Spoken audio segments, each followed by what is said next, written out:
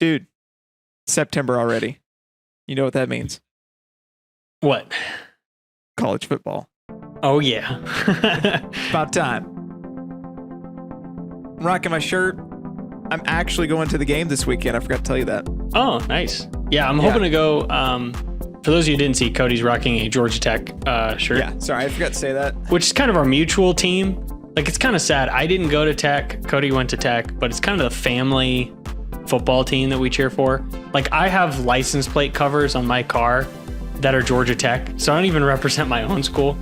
But I am hoping to go to an ASU game, I think later this month. We maybe go to one in a few weeks. So, but very excited that college football is back. Yeah. And maybe Georgia Tech will have a winning record. You never know. I doubt it. But yeah, and Georgia Tech, I've been a huge Georgia Tech fan, but ASU is probably my second. Thank you. Just because my boy went to ASU. Gotta represent. Occasionally, I'll cheer for Tennessee. I just got some friends that are Tennessee fans, and our grandmother is a big Tennessee fan. Yeah, so they lose a shout out lot, to Grandma. so not a lot to cheer for. Sorry, No. Tennessee fans. So I cheer for Tennessee about as much as I cheer for Tech. You know, the 3 times they win a year. Yeah. And then ASU sometimes gets 3 or 4. So Yeah, it's not bad. As you see, we're very we don't go after the winners in our in our school rooting. So yeah, we definitely don't just follow the bandwagon. We're kind of in those teams that are kind of stuck all the time. So yeah, but should be a good year. It's exciting that at least we got some sort of a lot of teams back. This year as opposed to last year, which was a little limited. So, but yeah, definitely exciting. But it is kind of hard to believe that it's almost 2022. Like, that's just crazy. Yeah. Like, we're 3 I just months got away. used to running 2021 on like months, the red yeah. checks. Yeah. And, I'm going to have that scribbled out 1, writing it a 2, or making the Turns it 1 into into a a 2. Yeah. yeah, it's a little bit That's harder gonna than be turning a 0 into a 1. Actually, may not be as hard. You just kind of fill it in. Yeah. That's pretty much all you can hope to do. It's like I'm still not over 2020 totally, but yeah, I know, right? It's all right. 2020 is like etched in my brain. Mhm. Yeah, we're not a college football podcast, even though we might turn into one. That'd be fun. May start one. Who knows? We're going to get into, I actually want to ask you a question before we get started on the topic we wanted to talk about. Let's do it. I was reading a subreddit. It's called FIRE, Financially Independent Retire Early. And these are people that, they invest crazy amounts. They go, their margin is huge. They don't spend money at all. Their goal is just retire really soon. And on the list, they were talking about just what's that one thing that you're just crazy frugal about that other people might think you're insane. So I was going to ask you, do you have one thing that you're just really frugal about that other people think is kind of crazy? The one thing I'm frugal about. Oof. I'm trying to think I now. got to tell you mine. Mine is haircuts. I don't get them. Oh, see, I do. Yeah. Do you cut your own hair, Cody? No, or does your mom? My mom cuts my hair like Oh, okay. every other month. Because I knew or your so. mom did hair. Yeah. So I'm trying to I've think tried what thing it I'm once crazy. myself, and that was terrible. Yeah, my mom I'm cuts just my too hair. worried. I'm too nervous. I'm gonna mess it up if I do that. Yeah. Trying to think one thing I'm crazy frugal about. So, just I guess more than your average person on these. So most people that like are somewhat living on a budget, they'll understand this. But compared to most people, I don't eat out a ton. My wife and I really like to eat out. So this actually August we did not do well. We ate out way too much. But compared to most people, they're like, you only eat out that much? They're pretty surprised because they're going out all the time. And then the other thing is maybe I just say cars. Like, I'm not super frugal in that, but I just don't go out and spend a bunch on brand new cars. Yeah. Which most people are surprised by. Like, most people are surprised that I buy a used car. But I guess that's crazy frugal for them. But for me, that's just a smart decision. But so I don't know if I have anything that I'm just crazy frugal about. I'm not like those people that reuse paper towels or, really don't coupon a lot. So yeah, I don't know if we're really crazy frugal. We're kind of just average frugal. That's described if we could describe our budget, we're average frugal. Yeah, that's our category. Yeah, that's kind of what I thought. I was trying to think of something that I would think you'd be frugal on. I was thinking maybe eating out or something like that. Yeah. Which I think it's average. Like most people, like when you look at how much it costs you to eat out versus eating at home, it's like, oh, okay, that just makes sense. Yeah. But that's I'm not like go-to. I'm not the nickel and dime kind of a frugal person. Right. Yeah. So, when we my wife and I share a lot when we go out to eat.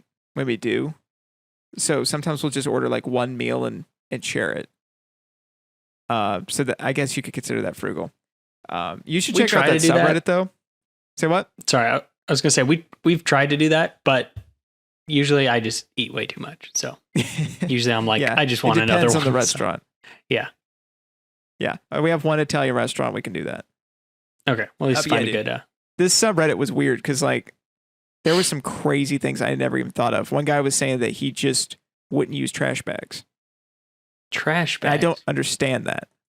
How much do trash bags cost? I don't know. Like, do they cost that much that you're saving money? And how do you, what does he put does he just dump the trash in the trash bin and then just dump it out? Yeah. He said he would align the edge of the trash barrel with, say, like, reuse paper or paper products or anything, and then pour the trash in, then just dump it, I guess.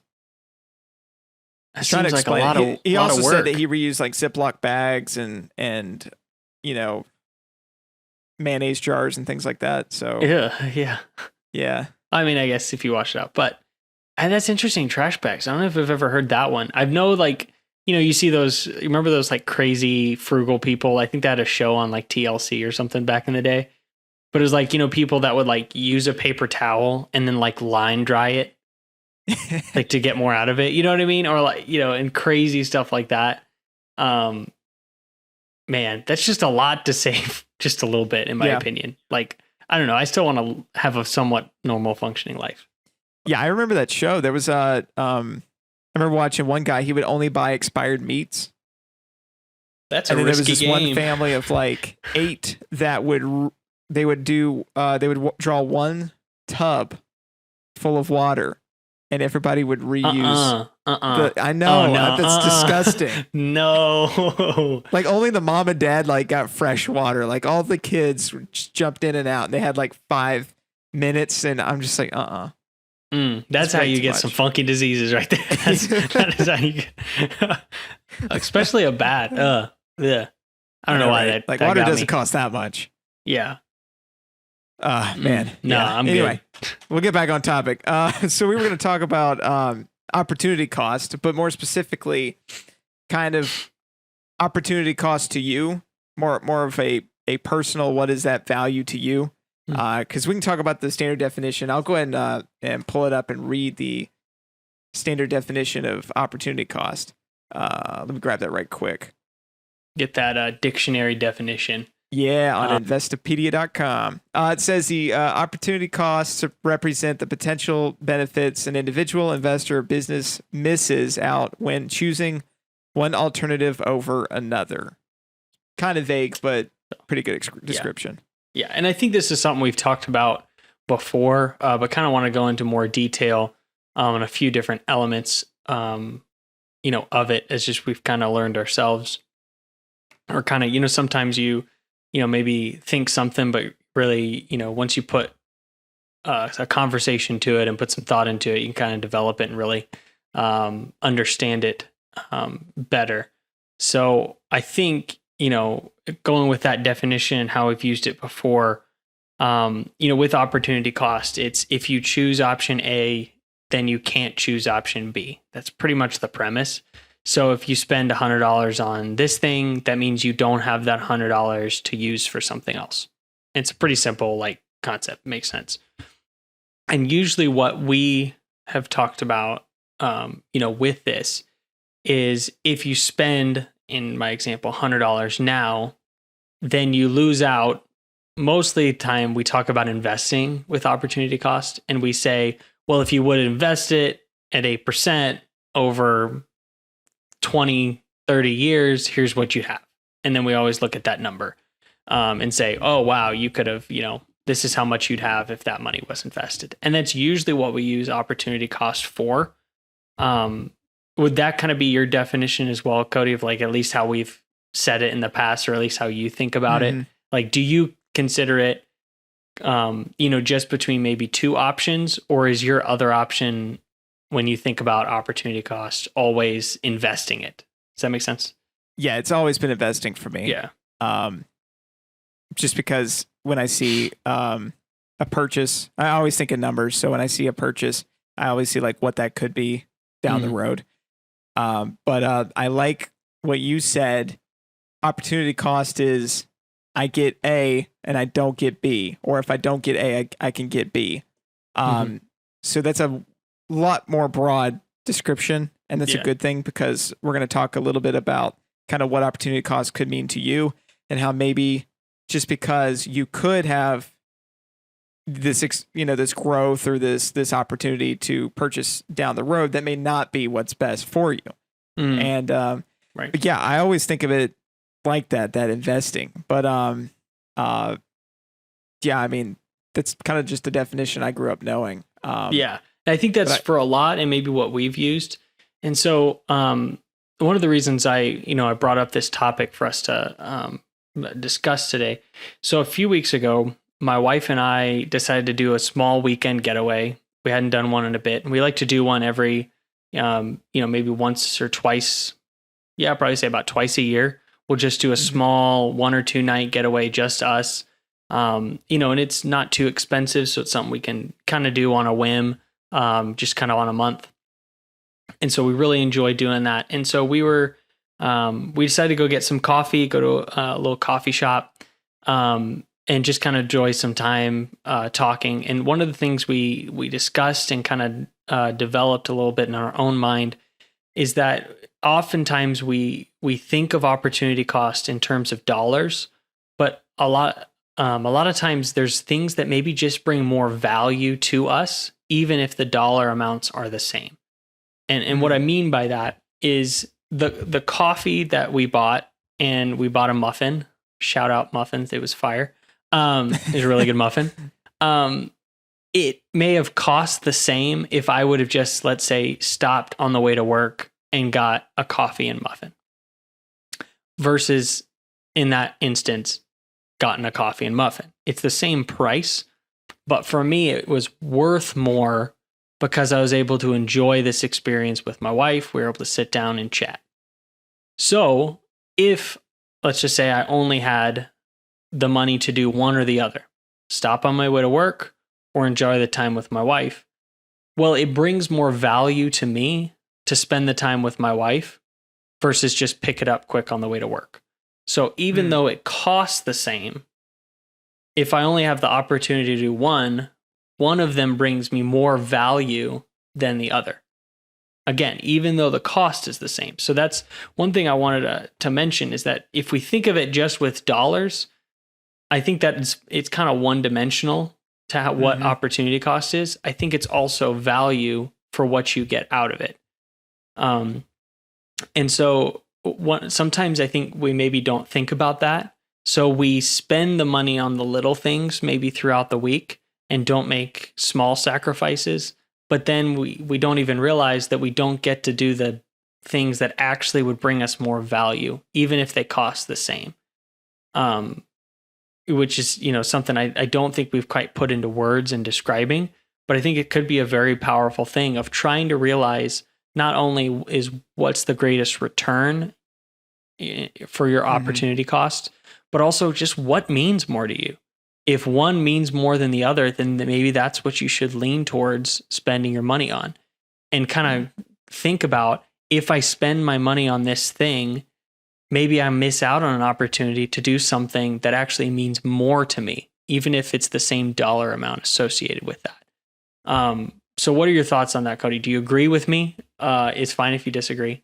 But do you think it's those are the two dimensions of opportunity costs, at least from what we're discussing now? You've got the money side of it, and then you've also got, well, actually, what brings more value to you?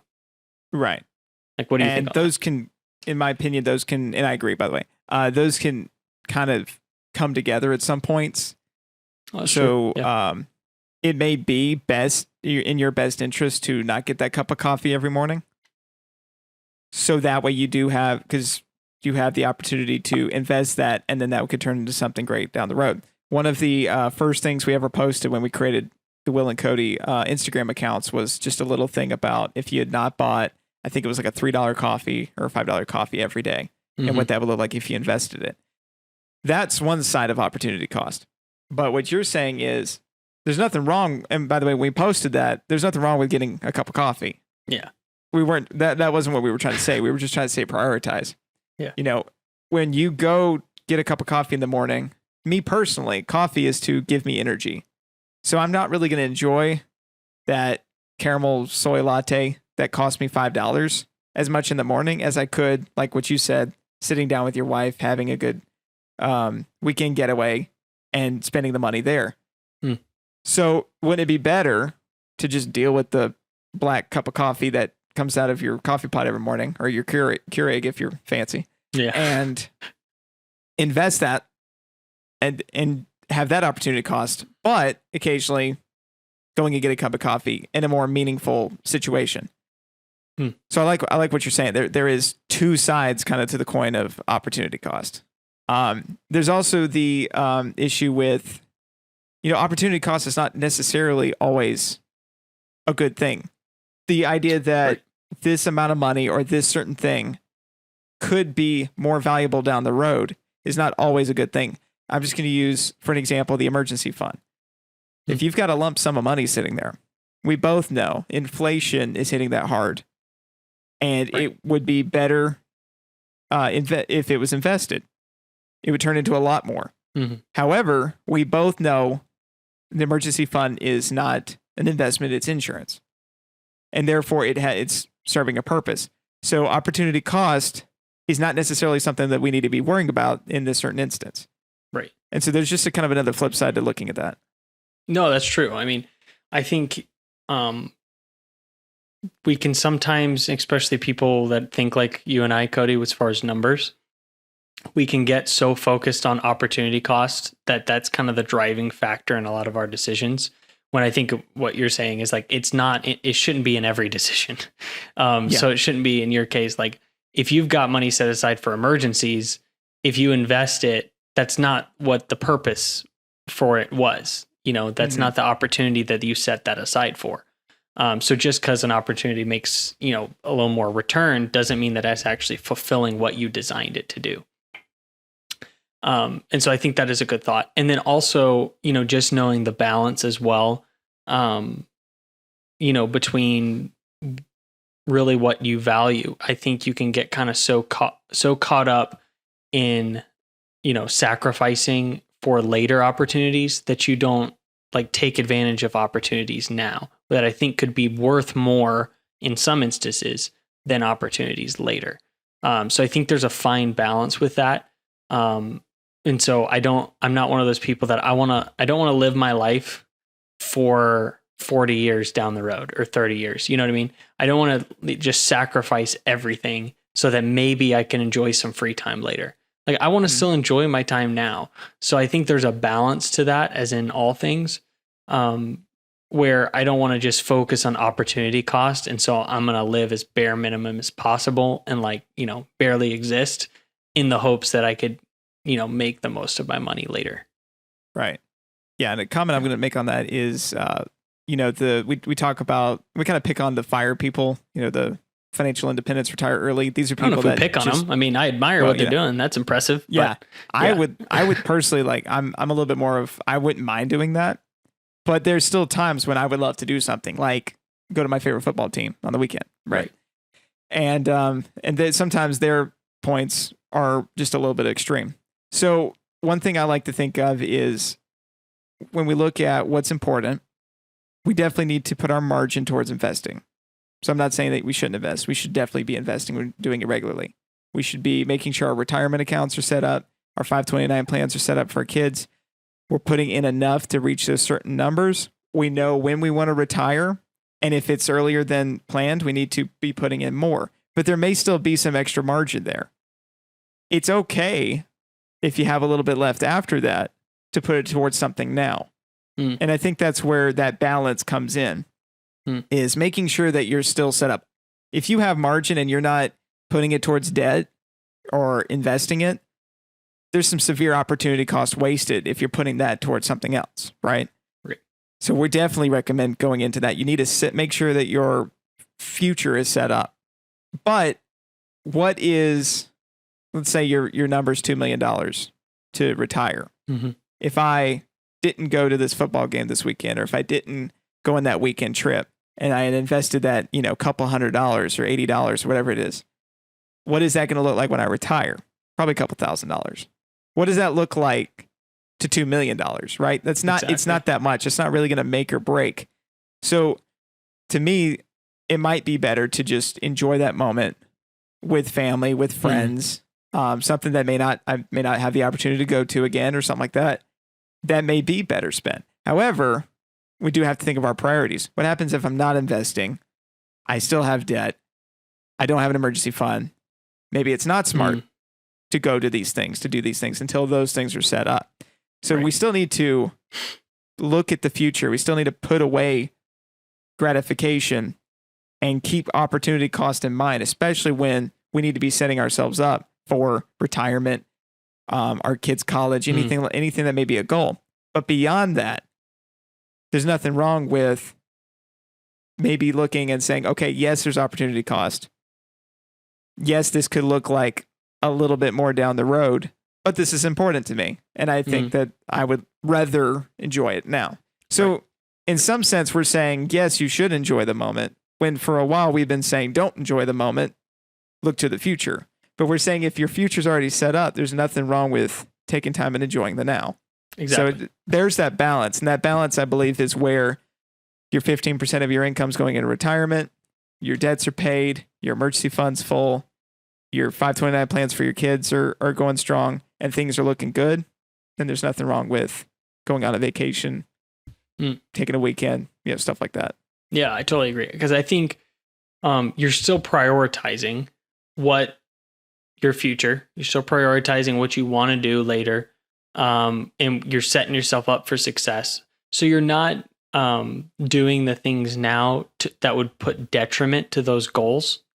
Mm-hmm. But I think you're right. Within the boundaries of what you've set up and the goals that you've made, there's a lot of wiggle room. And I think that the point you made that stands out to me a lot is the point about, like, let's say your goal was to save 2 million, and then you'll be financially free. You do whatever you want.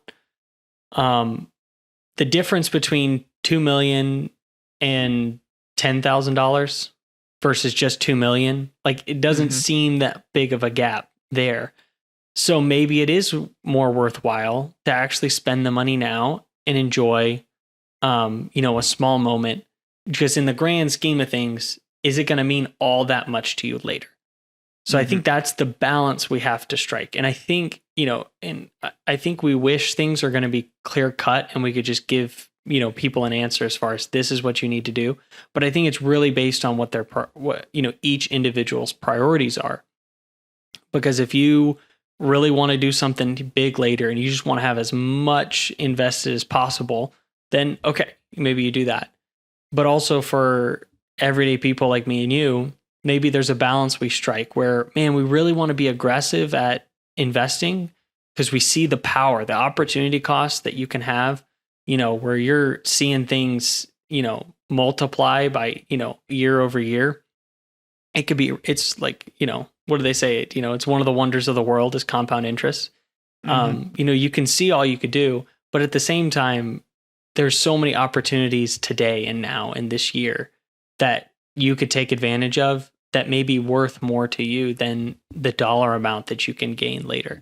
So I think you can't think of it just mathematically of like, well, it's worth more later, but this opportunity might not happen again. So you might have wished you just took the opportunity, enjoyed the money a little bit. Again, not to the detriment of your long-term goals. But I think there is some wiggle room in that. Yeah. Something I see a lot on social media. If you follow, big gurus like Dave Ramsey, Robert Kiyosaki, in in the comments, you'll see some people that are very skeptical of what they're saying. And they'll be like, well, I don't want to put all my money to investing. I want to live my life now. And, you know, there's a problem with that if you're not set up. But there's nothing wrong with that if you are set up financially. And I think that's one of the problems that people have is when they see this, it sounds like a lot. It sounds like a lot to be able to invest 15%, to be able to have paid off your debts, to have an emergency fund that's 3 to 6 months for your expenses. Like that seems crazy. But if you take it step by step, you'll get there eventually. It may take you a couple of years. You know, it took us a little while. And once you get that light at the end of the tunnel, these things that are now that you can enjoy now start to pop up and you can say, oh, we can do that. Yeah. You know, wow, you know, we have $50 extra in the budget for this month. Well, what do we do about it? Well, we could go out. You know, we could go do stuff that we didn't think we could do. Right. And so people saying that, you know, oh, I don't want to worry about retirement. I want to live now. You know, oh, well, I could have a nice car now. It's frustrating because you could have a nice car now. You could do those things now. You just need to make sure you're set up for your future. And it's, you know, and it's not that you need to invest everything and you don't need to live your life. It's just certain things. It's very simple, basic financial principles. 15% of your income, you know, stay away from debt, pay off your debts, emergency fund. Like it's not that difficult. So when I see those comments, it just feels like they don't quite understand that, you know, we don't get to do everything we want to do, but we get to do some things that we enjoy. Right. Right.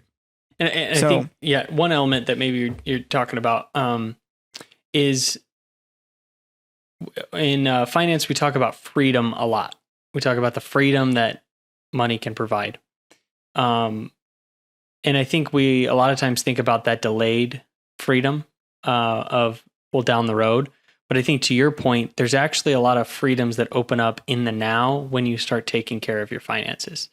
So I think what you're saying is if you even start taking care of things now, sure, there's going to be a little bit of sacrifice, but you'll actually find there's more opportunities when you have things taken care of. And so I'd agree with that point, you know, that it's not all delayed. And one thing too, like I saw somebody post this on Twitter the other day, but like the coffee example that you brought up of like, you know, here's how much your coffee could be worth, you know, in 30 years if you didn't buy a coffee every day. Like that's the typical finance analogy for opportunity cost.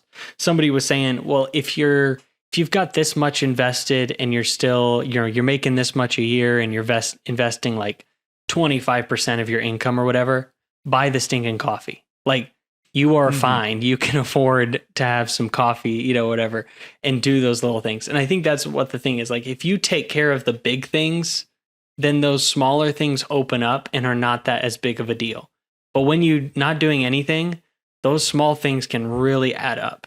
And so I think once you get kind of your priorities set and you get the big things in place, then with the rest of it, you've got a lot of wiggle room where you can just say, I'd rather spend it on this. Great. Like, let's do that.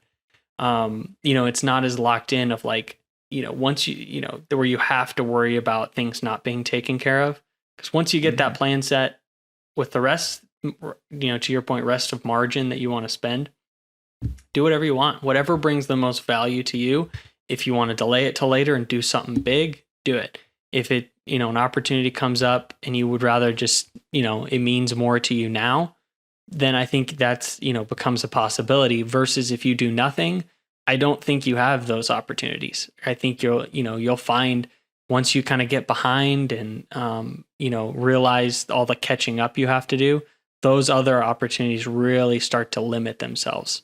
And it becomes then where you have to focus on, you know, the other stuff. So instead of, you know, kind of setting your own priorities, it becomes a priority for you. You have to do it. Right. Otherwise it's not going to happen.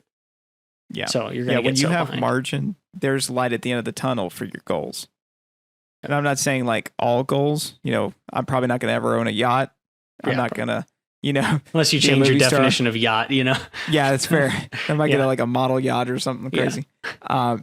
But like if let's say there's just some crazy vacation or trip that my wife and I say we want to take, it may take a while to save up for. I'm talking years. But if we've got margin, we've got a light at the end of the tunnel. We can actually get to there. But if I don't have these things set up and we go, oh, you know what? We only live once. Let's go ahead and take that trip. When we get back from that trip, we could be in a lot of debt. We could have not invested. We could be in serious trouble that completely hurts our future. So when we say like freedom, what's nice is, we're not like financially free. That's a little bit different. Financially free means that money's taken care of. You're going to live on your investments now. That's for retirement. But if you're consistently investing and you keep your job or whatever your income sources are, then you can have that freedom to go do that trip, to go do those things. So, there is a big difference between financially free and having freedom. And we do use those interchangeably sometimes, but there is the ability to be more free now and have freedom and do whatever you want with your money. Yeah. So I think, big idea, what we kind of covered is that, opportunity cost is good. I think I like it as far as making decisions because you can, kind of weigh out, would I rather have that much later or this, this opportunity now? Look at it as value as well as dollars. So what's worth more to you, even if it's the same dollar amount? So, don't just think of it, well, I'm just spending this dollar amount. Well, think what's actually worth more to you.